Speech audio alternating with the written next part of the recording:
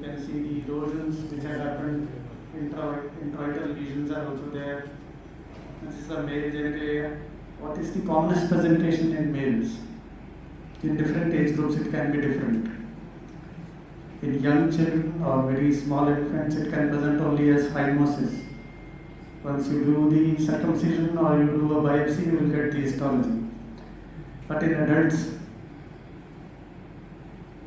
when they present with lichen sclerosis, can you name an unusual presentation? Meatus becomes denotic very late, sir. Early lichen sclerosis may present as a girdle around the penis, so it tends to have a partial phimosis, or there can be blister formation after rigorous intercourse. There can even be spontaneous erosions on the glands during intercourse in patients who is developing early lichen sclerosis. Same is true for females. Now here you see that the hemorrhagic part, the telangiectatic part coming up. You can here, I think, also see partial meatal widening, which we normally don't see. It's normally opposed to each other. You can see that band that I was mentioning, the band that appears on the penis, the foreskin. Band here, and the whiteness here, and the glistening area here. It can be, this can be a distractor, but the thing is here, the patch is here. You can have presentations like this. Then it is known to have secondary malignancies. So we should always be watchful, especially elderly, if you are prescribing tacrolimus, then you should be careful. And if you are prescribing any drug, I recently had a female from US who was diagnosed on a biopsy as vulval intraepithelial neoplasia. And she was related to the dean of the medical college where I lived.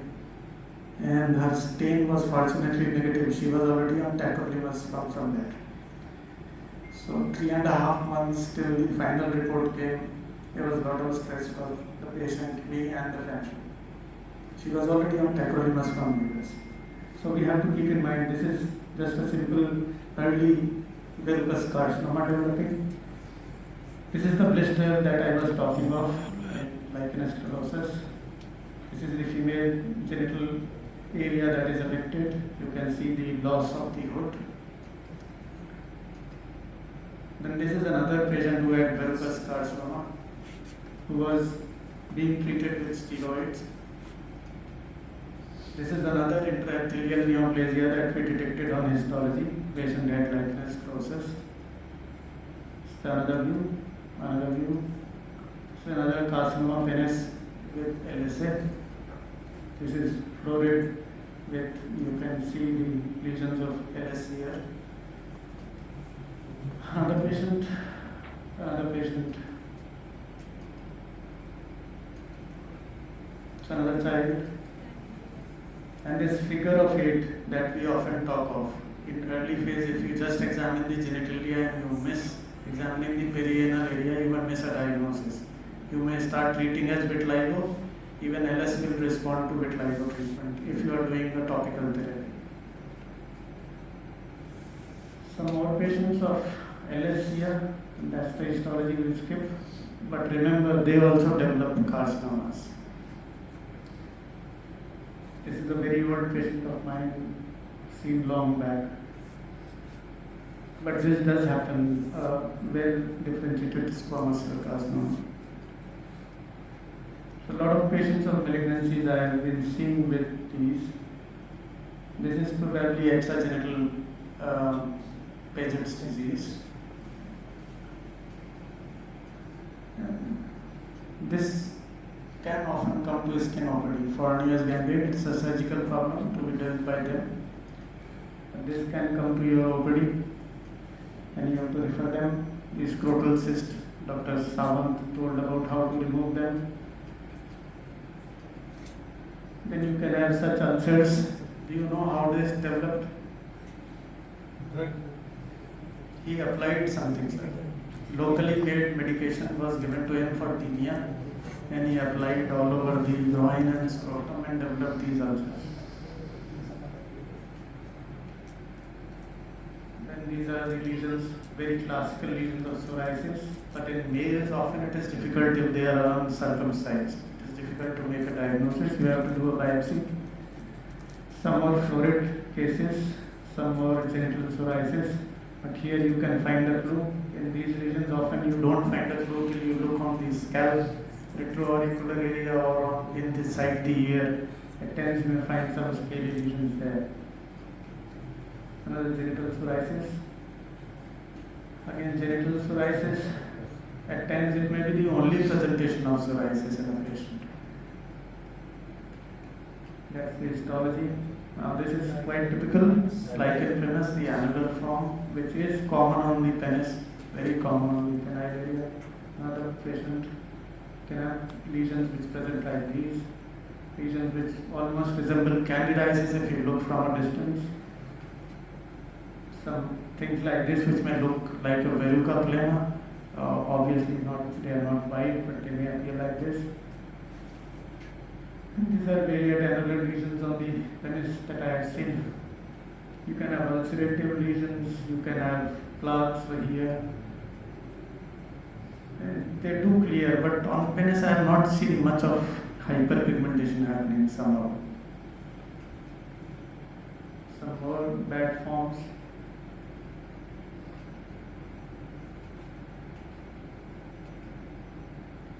Female genital lichen planus. This is also female genital lichen planus.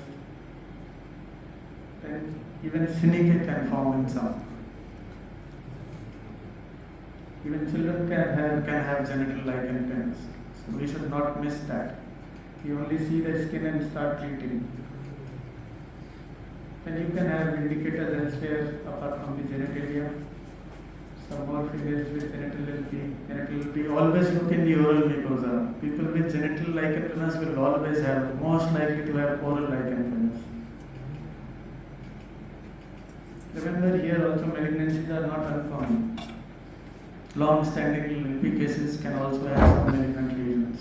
So always be on the lookout.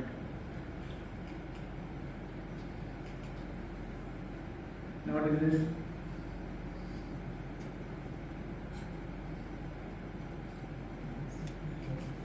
Closer look. Many of us look at the male genitalia when we see a patient of lichen-itis. This is a patient with lichen-itis involving the vulva. That's the dermoscopy. This is clear. At the, but you can have lesions like these, lesions like these. They can present like this or this. Here you can be confused with candidiasis, and you will definitely ask for blood sugar and HbA1c to be precise, as Dr. Modi said, but they will turn out to be negative. And they often consider one-day drug as not a drug. Many times you may have to spend 5 to 10 minutes to get out the history from the patient about a drug intake, which for them may be a routine drug. Especially the antidiarrheals with tinidazole, they will often forget. So that's with vitiligo. This is quite clear. You can have a patient who will have only this, no arthritis, no joint pains, no urethritis. What is the treatment recommended for only simple succinate dermatitis? Yeah? Tacrolimus, but you should always give 14 days course of doxycycline. Topical treatment okay, but always give a course of doxycycline for 14 to 20 days. So it can have varied presentations, succinate dermatitis. Skip this. This again is Paget's. That's the histology. Now what is this? That histology gives the clue.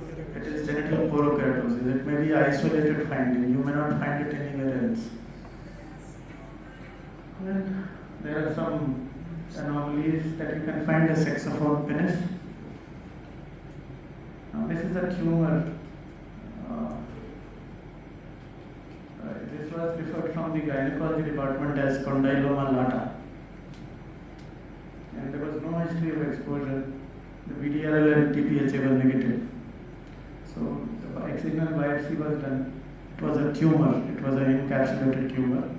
And it turned out to be a granular tumor of the vulva, which is just a finding that you get on histology.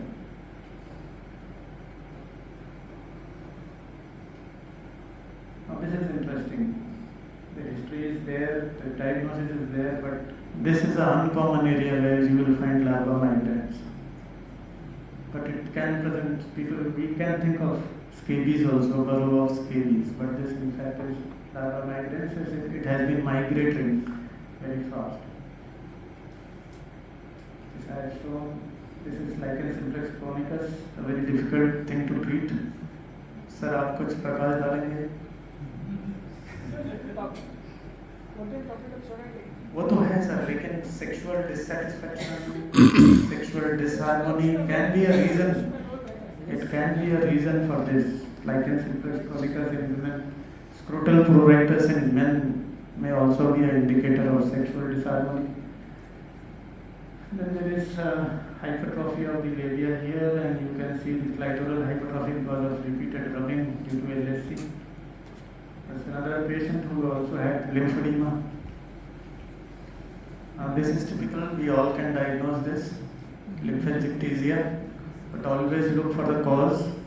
Like this patient, you can see the scars here, tuberculosis in the past. This patient, she had undergone hysterectomy for carcinoma cervix. This patient had filariasis. So there can be multiple more reasons for lymphangiectasia. This patient had lymphangiectasia secondary to amputation of the penis and removal of the lymph nodes for carcinoma penis. So that can also be a presentation. That's the histology of lymphangiectasia. Single layer of cells is there, and you have here fluid in between. Now these are vulval what? What are these? They normally happen around the eyes on the syringomas. So these are vulval syringomas. This lady had generalized generalized syringomas, eruptive syringomas. She also had lesions here, but on this I cannot enlarge and show you. They are very small lesions. Yeah. Now what are these? It's an unmarried girl. She came with this presentation. These are vulval varicosities. They are vulval varicosities, developmental anomalies there. This is post-pregnancy vulval varicosity. So this can persist even after delivery. This is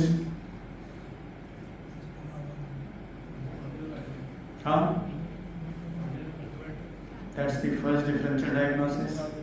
What's the diagnosis? This is benign vulval papillomatosis. It is often confused with condyloma acuminata, and it is treated like condyloma acuminata. In fact, it's a benign condition, needs no treatment as such. But it can be a matter of concern for the person who is suffering. This photograph has been shared by Dr. Shyam Verma. He published this in one of his journals. It has been it is a published article of this. Now what is this? Can you think of a diagnosis by seeing only this? The patient may be more concerned about this problem entering on the private part of the genitalia rather than what he or she has all over. Like leprosy. Leprosy. Which leprosy, sir? This is what zone, sir? Ghate sir? Penicillin scrotum are supposed to be zones which are not affected by leprosy. This is the patient of historic leprosy, exactly very nice. It's the classical patient with historic lesions and the genital involvement. So you can have anything presenting anywhere, but genital area, probably as Modi Saab said, it should be taught, and someone said we should have a department here also. So we will have more patients presenting with problems like these. This, I think everyone in the house can make a diagnosis. 1 year duration, multiple lesions which sort of ulcerate and produce a scar. So diagnosis, yeah, PNT, papillonecrotic tuberculosis. Penis is a favorite area of papillonecrotic tuberculosis when it can occur isolatedly on the penis and you have to make a diagnosis. And it can occur even after full treatment of tuberculosis. So keep that in mind. This is another typical case, you can see the scarring. And it can even involve the penoscrotal junction. So you have to look. That's the histology. Now what is this? Tinea on the penis. That too pustular tinea on the penis. There is another reason here, but this we presented with this only. Steroid withdrawal, not modified. He was applying steroid, when he stopped, he developed the pustular lesions. So it's withdrawal, sudden withdrawal of a potent steroid that he was using. This, someone made a diagnosis today. इसका Manish sir का patient था शायद और doctor सुशील सावंत देख रहे थे उसको PKMBS PKM pseudomycosis keratotic peritonitis. So this is just simple candidiasis. Now these are cases of lymphedema. These are the causes which we should remember. In women, this can be present like a fibrous fibroepithelial polyp also in women. Then we have some squamous cell carcinomas, apart from ones which happened in lichenous sclerosis. You can be consulted for these, like this one, carcinoma of the vulva. That was shown today. It was a cutaneous horn on the penis, and he showed by radiosurgery it can be removed, and then you can do histology and do the rest. But this also can be a presentation in the OP. And this is a neglected disease. People don't care till the urine is stopped, till they have obstruction in the urination part. They don't come to, at least don't come to a qualified person. And they are afraid of surgery, so they will never go there. These are different inclusions. And yes, herpes zoster can be a big mimicker. You can have lesions initially only here, then they develop on the thigh. Like this patient of mine had only these lesions. I thought of herpes zoster, but he was in bad pain. I started the treatment. Then I turned the patient over and the lesions were there on the back, on the gluteus. So we have to see the patient as a whole to make a diagnosis. Now, this is a irritant reaction. This is a acrocordon which can occur in the genital area. This is again fibroscomal polyp. This is molluscum contagiosum, and this is streptococcal vulvitis, which we don't diagnose commonly. We do diagnose perianal streptococcal dermatitis, but vulvitis can also. That would be my last slide. Oh no, there is one more. So what is this? Lesions limited to the penis. Recurrent. That is one. Yes? Herpes simplex. Anything else? See, the ulcers are slightly bigger and there are a lot of erosions and they are not grouped. Abscess don't occur on the penis, they occur more on the glands. And they have a typical yellowish thing, no? Behçet's also clean ulcer. They are large abscess also. And they have other manifestations. This is a patient of pemphigus who was in remission but developed only penile lesions. After full recovery, he was only having penile lesions. So that diagnosis should also be kept in mind. Thank you for letting me know.